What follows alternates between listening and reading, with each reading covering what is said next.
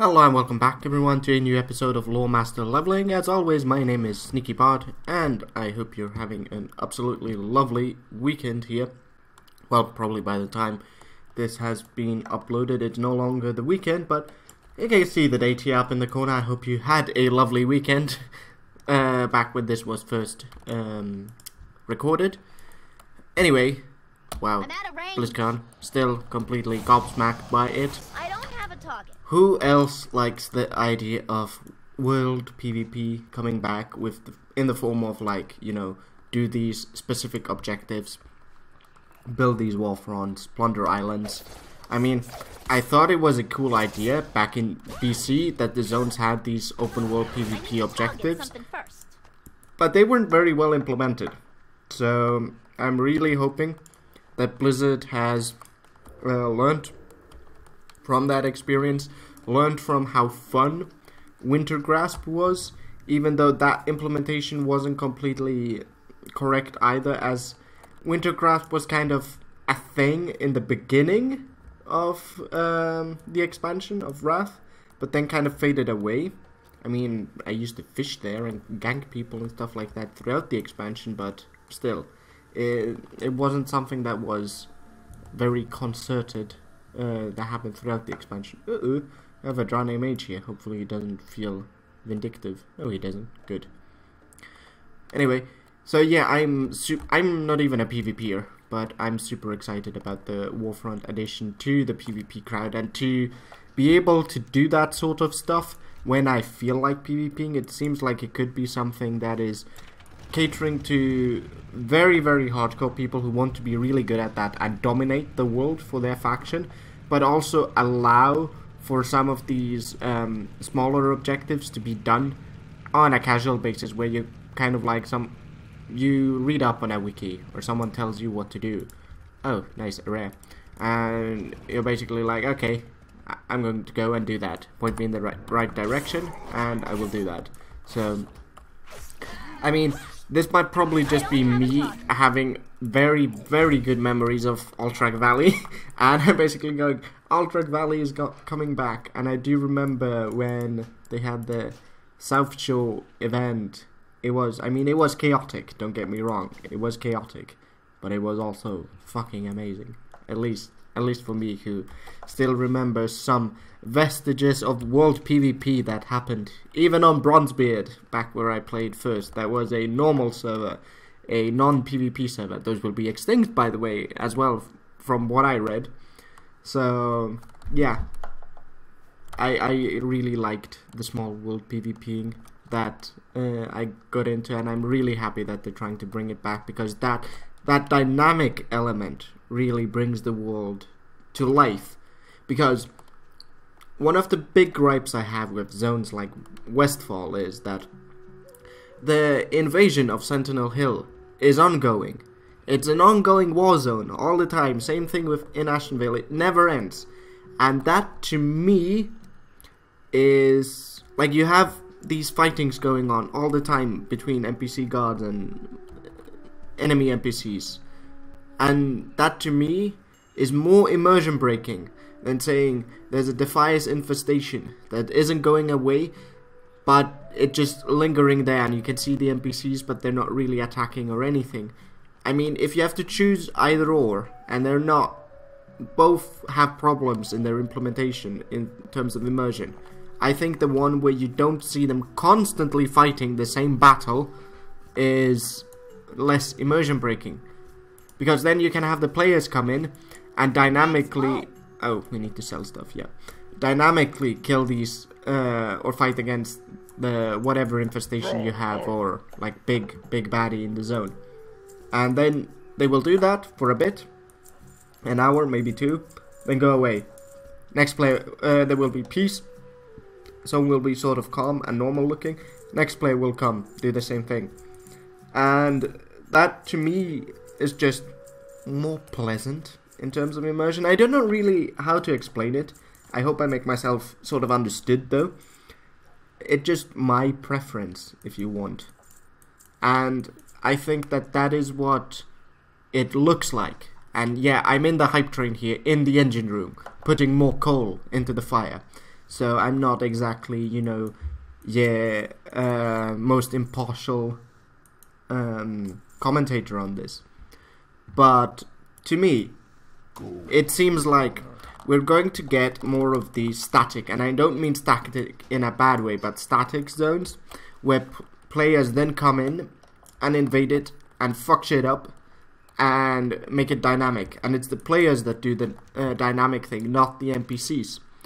And I think that's what's also so magical about the MMO genre, is that you feel that you, as a player, make the world come live.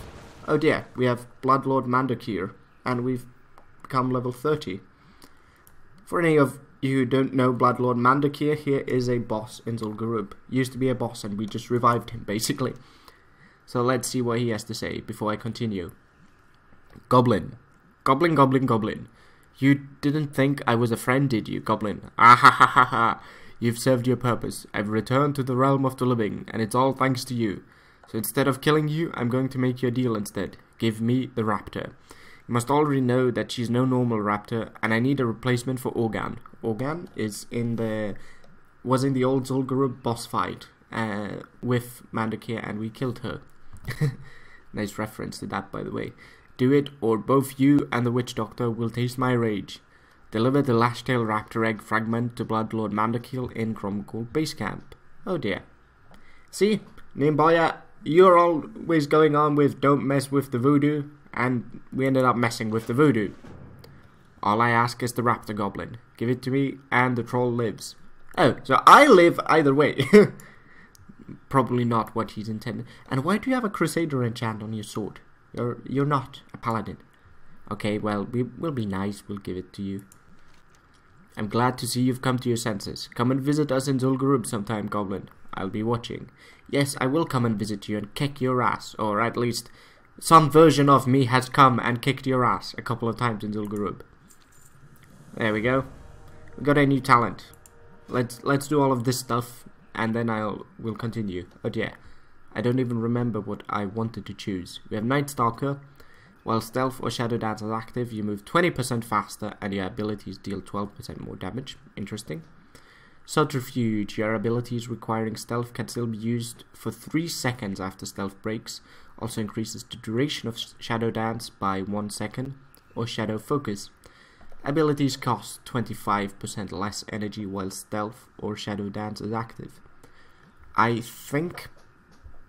I mean, this is sort of nice, but it's a bursty type thing. So only while you are in Stealth or in Shadow Dance.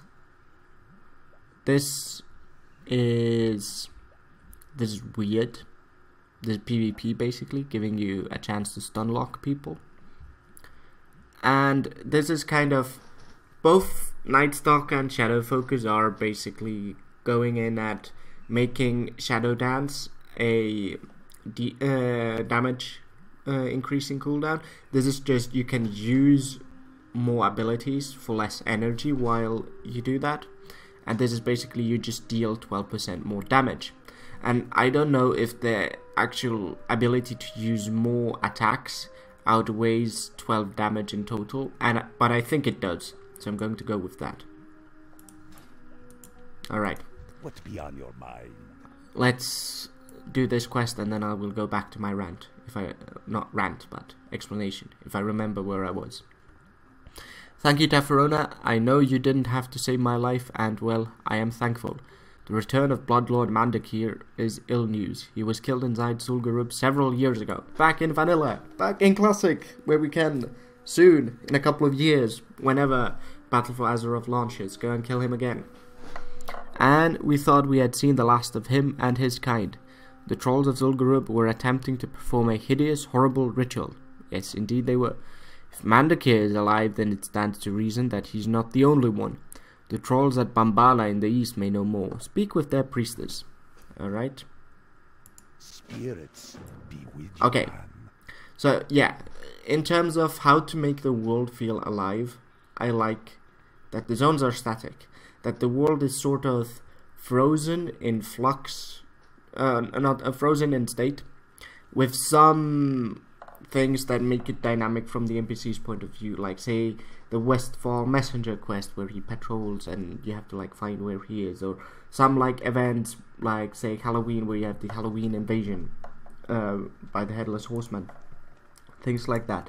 But that the bread and butter of making the world feel alive and dynamic actually comes from the players. Let's go to Nessingwary. And the actions that the players do, because the players can make the world feel way more dynamic than any pre-programmed AI can. Like, players will be able to do things that are batshit crazy and awesome, and no NPC can ever do that. So that's how I prefer my worlds to be built, and I feel that the introduction of Warfronts is going to do just that.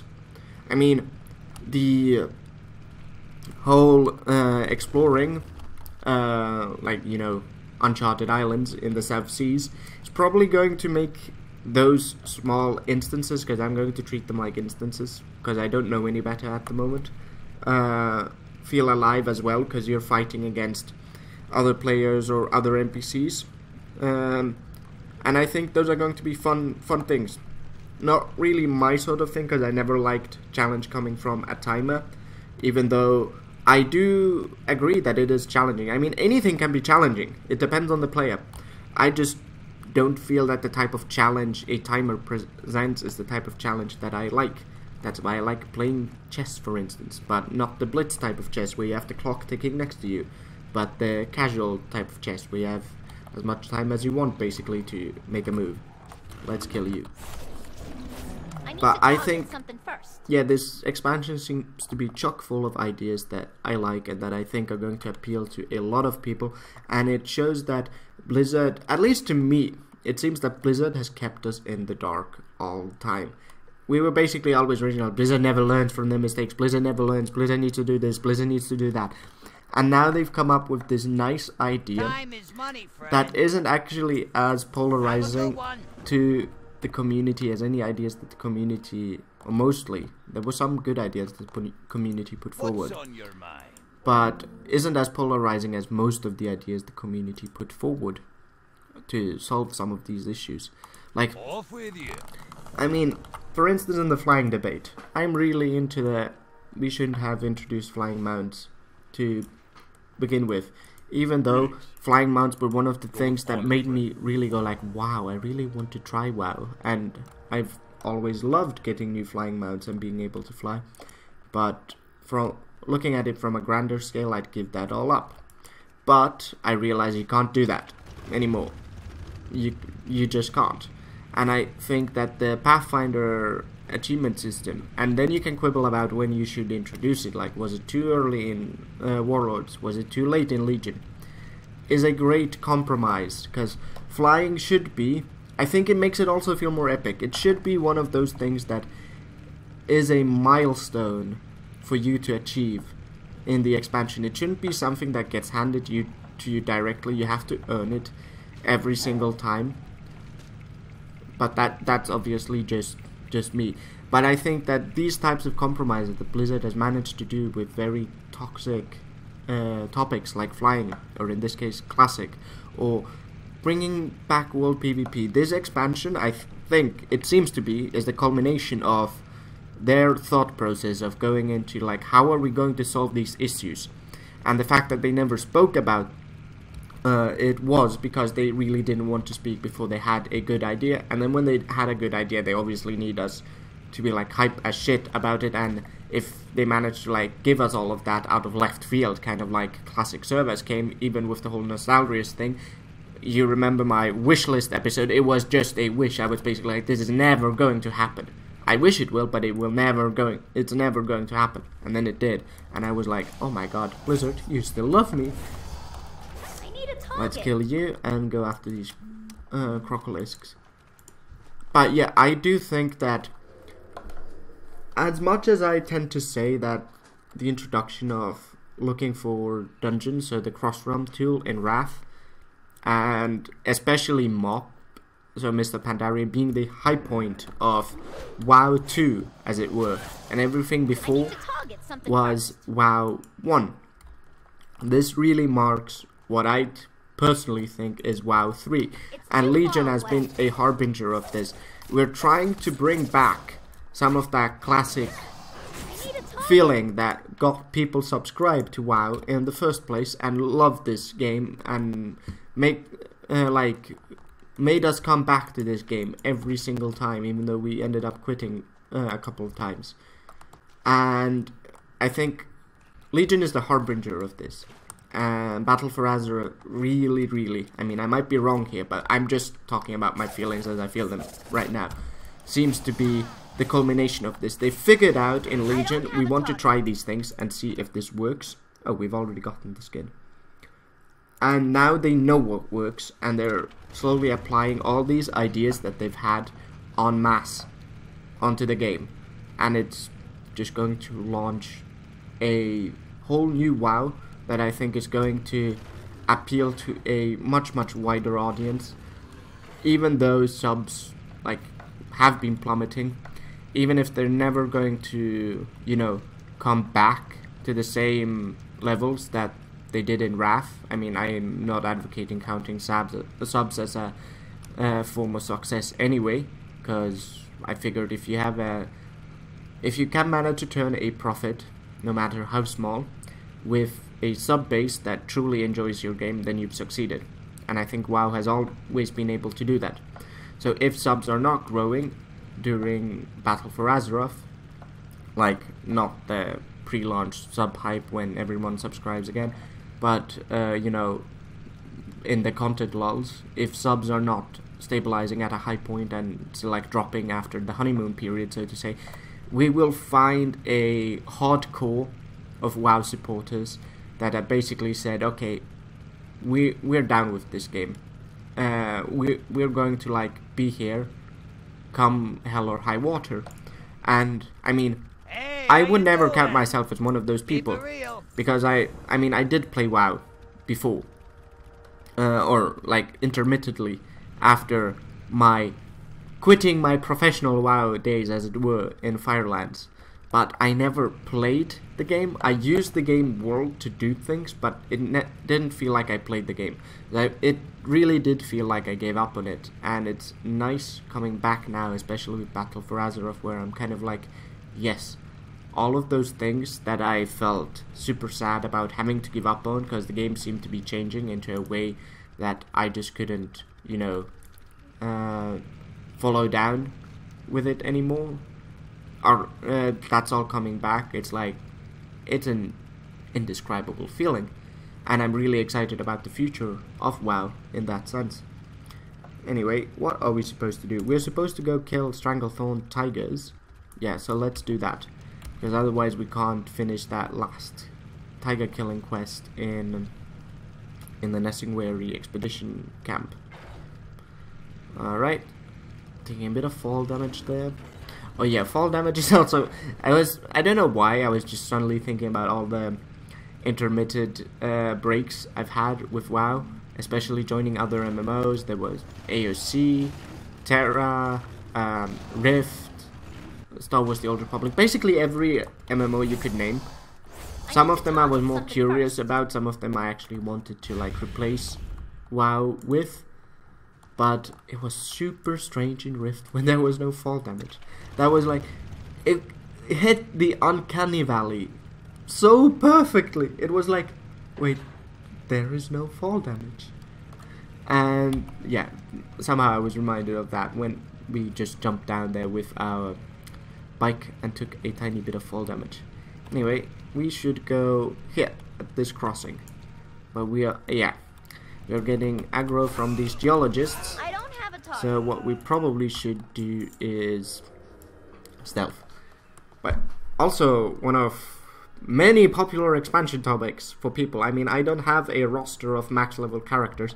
I have a bunch of characters at various max levels, depending on what the max level was when I last played them. But I only have the 110 character that, well, I have a couple. But I only have the one on Taran Mill where I'm playing at the moment, which is a druid. I'm not even well geared. I like hit 110 a couple of days ago, like last week or so. So I don't know which character to play for as a main, because I was talking about in the last episode I really want to go back into raiding, and I don't know which character to play. I think I'm trying to do my damnedest to make Tafrona at least reach 110 before the expansion hits, and then I can choose, do I want to be a kitty or a rogue? Hey there. The kitty has the advantage that I can always heal, and I do enjoy healing, and they kind of messed up. Not messed up. I shouldn't say messed up, because Disc Priest is actually nice. By the way, here we have Zandalari trolls, which we talked about before. The Emissary of Rastakhan, for instance. The don't know why it says Darkspear troll since he's a Zandalari. Yeah, so here we have the Zandalari trolls anyway. But yeah, I don't know if I should play the kitty, because I mean the kitty can heal, and I really enjoy healing. Got what you need. But in terms of healing, I always enjoyed the old school disc where you were a tank healer. Kilkaril, Darkspear one. Other trolls. We have one more quest and a flight path. But yeah, to do a long story short, I don't know what character to play. It's probably going to be something in between the druid and the rogue. The rogue, I will always love rogues. I mean, probably in vanilla, I am going to make a rogue on the classic server. There's no doubt about it. I'm probably going to make a healer as well, and one of them I'm going to level you with on the channel here. But I'm going to make a rogue. There's no doubt about it. But yeah, I don't know. Kitty, rogue. I might level a paladin and see if I can get into the paladin healing, because paladins are the tank healers at the moment, and I really like, when it comes to healing, I enjoy tank healing, like raid healing wise. In a dungeon, obviously, you can't just heal a tank, but raid healing wise, I really enjoy healing tanks. Anyway, that is it for the episode. We've run out of time. I will see you in the next one. As always, you have been awesome, and my name's been SneakyBot. Do remember to like the episode if you like it, and to subscribe. I hope I will see you in Azeroth at some time, or at least on the channel. Bye bye.